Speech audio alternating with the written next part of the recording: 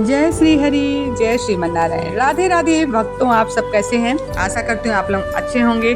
आज है पद्मनी एकादशी। पद्मनी एकादशी यह पड़ता है अधिक मास में, जिसे पुरुषोत्तम मास भी कहते हैं। तो पुरुषोत्तम मास में पड़ने वाली एकादशी का व्रत है।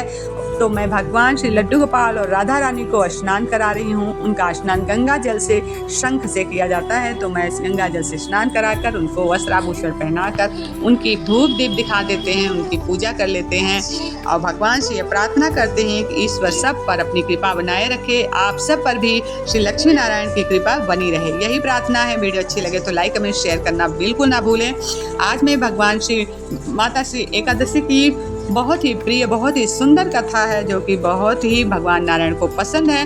वो कथा मैं सुनाने जा रही हूँ। इससे पहले मैं भगवान को भोग लगा दी हूँ और भगवान भोग लगाने के बाद कथा मैं प्रारंभ करूँगी। तो आप कथा सुनते रहिए और जय श्रीमन नारायण, ओम नमो भगवते वासुदेवाय का जाप करते रहिए। जय श्री कृष्णा। राधे राधे। शुरू करते हैं अपनी कथा। राधे राधे, जय श्री कृष्णा। आप सभी लोगों को पद्मनी एकादशी की हार्दिक शुभकामना। अधिक मास में शुक्ल पक्ष में पड़ने वाली यह पद्मनी एकादशी बहुत ही महत्वपूर्ण एकादशी है और बहुत ही चमत्कारी, बहुत ही दुर्लभ है यह एकादशी। इस एकादशी का व्रत रखने वाले को 1000 एकादशी का फल प्राप्त होता है। तो आप इस व्रत को अवश्य रखें, भगवान श्रीमन नारायण और लक्ष्मी मैया की कृपा प्राप्त करें। इस बार 2026 में यह पद्मनी एकादशी 27 मई दिन बुधवार को पड़ रही है। अब मैं इसकी अधिक मास में पड़ने वाली शुक्ल पक्ष की एकादशी की कथा कहती हूँ। आप लोग ध्यान पूर्वक श्रवण करें। अगर कथा अच्छी लगे और भगवान श्री कृष्ण से थोड़ा सा भी प्रेम है तो कमेंट में राधे राधे अवश्य लिखें। जय श्रीमन नारायण। कथा को प्रारंभ करते हैं।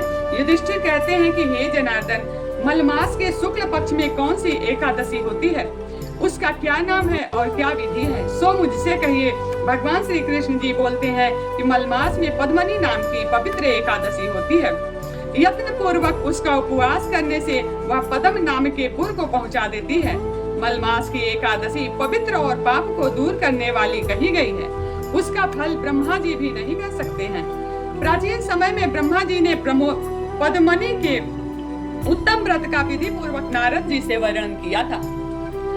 पापों का नाश करने वाला और मुक्ति और भुक्ति को देने वाला, हे राजन, दशमी के दिन नियम करें, काश्य के वासन में भोजन मांस मसूर चना शहद पराया अन्न ये दशमी के दिन वर्जित है। अन्न भोजन करें, खारा नमक नहीं खाना चाहिए। दशमी के दिन भूमि पर शयन करें और ब्रह्मचर्य से रहें। एकादशी के दिन सवेरे उठकर गोबर मिट्टी और तिल कुसा लेकर पवित्र होकर आंवले का चूर्ण शरीर में लगाकर विधि पूर्वक स्नान करें। इस मंत्र को पढ़ें और फिर 100 भुजा बेला श्री कृष्ण रूपी वराह ने तुमको धारण किया है। हे मृतके, तुम कश्यप जी से अभिमंत्रित की हुई ब्रह्मा जी की दी हुई हो। मैंने सिर और नेत्रों में तुमको लगाया है। मेरे अंग को पवित्र करो। हे मृतके, भगवान के पूजन के योग मुझे करो। तुमको नमस्कार है। सब औषधियों से पैदा हुआ गौ के उदर में स्थित पृथ्वी को पवित्र करने वाला गोबर शुद्ध करे। ब्रह्मा जी के धूप से पैदा हुए लोक को पवित्र करने वाले आंवले स्पर्श करने से तू मेरे शरीर को पवित्र कर। तुमको नमस्कार है। हे देवताओं के देवता, हे शंख चक्र गदा धारण करने वाले, हे जगन्नाथ, हे विष्णु, मुझको तीर्थ में स्नान करने की आज्ञा दीजिए। वरुण के मंत्रों को जप करके गंगा आदि तीर्थों का स्मरण करके जहाँ कहीं जलाशय हो उसमें विधि पूर्वक स्नान करना चाहिए। फिर धोती पहनकर भगवान का पूजन करें।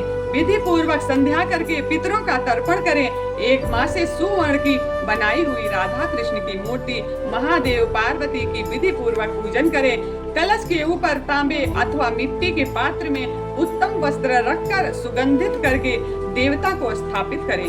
उसके ऊपर तांबे, चांदी व सोने का पात्र रखें। उसमें मूर्ति को रखकर विधि पूर्वक पूजन करें। सुंदर जल, गंध, धूप, चंदन, अगर, कपूर, इसमें भगवान का पूजन करें। कस्तूरी, कुमकुम, श्वेत कमल और नवेद धूप दीप, कपूर और आरती से केशव और भगवान शिव का पूजन करें। भगवान के सामने नृत्य और कीर्तन का कर मिथ्या भाषण ना करें। सत्य बोलें, रजस्वला का स्पर्श ना करें। ब्राह्मण और गुरु की निंदा ना करें। वैष्णव को संग लेकर ठाकुर जी के सामने कथा सुने। मलमास के शुक्ल पक्ष की एकादशी में पानी न पिए अथवा इस व्रत में जलपान व दूध पीकर रहना चाहिए और कुछ नहीं खाना चाहिए। रात में कीर्तन और बाजे बजाकर जागरण करना चाहिए। रात के प्रथम प्रहर पूजा में गोला रखकर अर्घ देना चाहिए। दूसरे में श्रीफल से, तीसरे में बिनोरे से और चौथे पहर में सुपारी से अर्घ देना चाहिए। विशेष करके नारंगी से फूल पूजन करना चाहिए। प्रथम प्रहर में जागरण से अग्निष्टोम यज्ञ का पुण्य होता है, दूसरे प्रहर में वाजपेय का, तीसरे प्रहर में अश्वमेघ का और चौथे प्रहर में राज सूर्य यज्ञ का फल मिलता है। इससे अधिक न कोई पुण्य है, न यज्ञ है, न कोई तपस्या है। जो प्रसन्नता से पद्मनी एकादशी का व्रत करता है उसके सब व्रत का कर लिए। यहाँ एक सुंदर कथा तुमसे कहूंगी। कीर्तवीत और जेल में कैद हुए रावण को कुलतस्य। इस आश्चर्य को सुनकर नारद जी पुलस्त मुनि से पूछने लगे कि इंद्र समेत सब देवता जिस रावण ने जीत लिए उस रावण को कार्तवीर ने कैसे जीत लिया। तब पुलस्त मुनि बोलते हैं कि हे वत्स, मैं कार्तवीर की उत्पत्ति तुमसे कहूंगा, तुम सुनो। त्रेता युग में महस्मतीपुरी में हयो के कुल में कीर्तिवीर कार्तवीर नाम का एक बड़ा राजा पैदा हुआ। उस राजा के 1000 रानियां थीं, परंतु उनमें से किसी के पुत्र नहीं हुआ। उसने देवता, पितृगण और बड़े बड़े सिद्धों का पूजन किया और व्रत भी किए, परंतु पुत्र नहीं हुआ। राजा ने मन में विचार किया कि तपस्या करने से इच्छा पूरी होती है। यह सोचकर वह राज्य को मंत्री को सौंप कर तप करने चला गया। राजा हरिश्चंद्र की पुत्री पद्मनी उस राजा की रानी थी।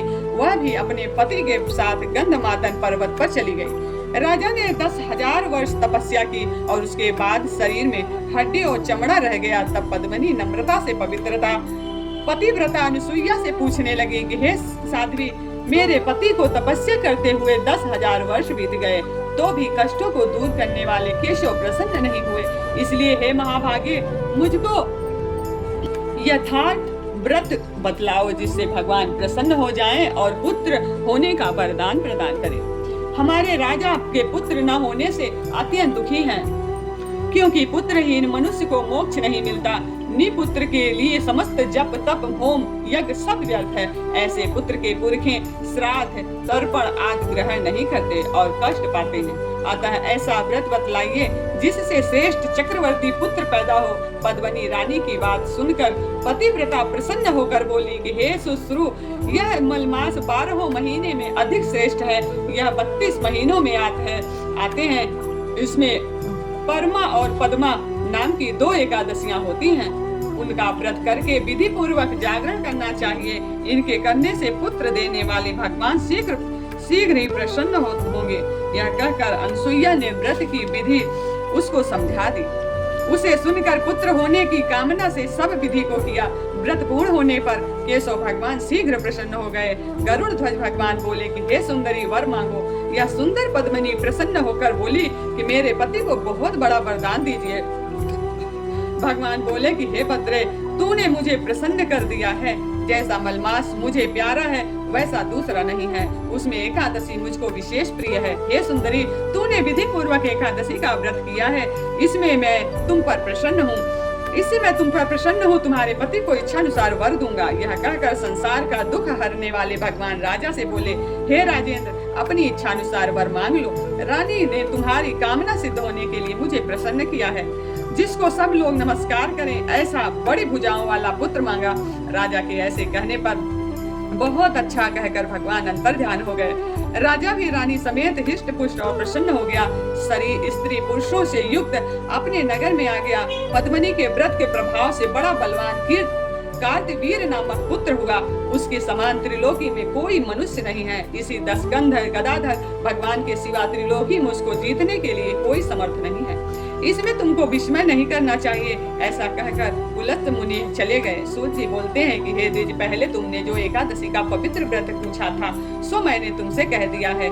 जो मनुष्य इसकी सब विधि सुनेंगे वे पुण्य के भागी होंगे और जो सब कथा को पढ़ेंगे वे बैकुंठ को जाएंगे। बोली भगवान श्रीमन नारायण की जय। इस दिन काचरे का सागर लिया जाता है। जय जय श्रीमन नारायण। श्री कृष्ण गोविंद हरि मुरारी। बोलिए पद्मनी एकादशी माता की जय। जय जय श्री कृष्णा। इस एकादशी के व्रत के साथ एक छोटी सी और भी कथा है।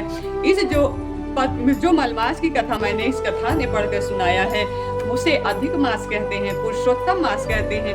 यह मलमास का पहले इतना वो नहीं मान्यता नहीं थी, लोग उसे अच्छा नहीं मानते थे, शुभ नहीं मानते थे। तो यह मलमास का महीना भगवान पुरुषोत्तम के पास जाकर उनसे प्रार्थना की कि हे प्रभु, सभी लोग मुझे मलमास कह के पुकारते हैं, मुझे कोई सम्मान नहीं देता है। तब भगवान विष्णु ने उसे अपना नाम पुरुषोत्तम दिया और उसे सम्मान मिलने लगा। और भगवान ने कहा कि यह महीना मुझे बहुत प्रिय होगा। इस महीने में, इस अधिक मास में, पुरुषोत्तम के महीने में जो भी पूजा पाठ करेगा, व्रत करेगा, भागवत कथा गीता का पाठ करेगा, उसे कई गुना फल की प्राप्ति होगी। और इसमें पढ़ने वाली पद्मनी एकादशी और परमा एकादशी का जो भी व्रत करेगा उसको 1000 एकादशी का फल प्राप्त होगा। इसी के साथ कथा समाप्त करते हैं। आपसे निवेदन है, कमेंट में राधे राधे, जय श्रीमन नारायण, जय श्री कृष्ण अवश्य लिखें। भगवान से प्रेम है तो जय एकादशी माता आप सभी का ईश्वर कल्याण करें, जगत का कल्याण हो। जय जय श्री कृष्णा। राधे राधे।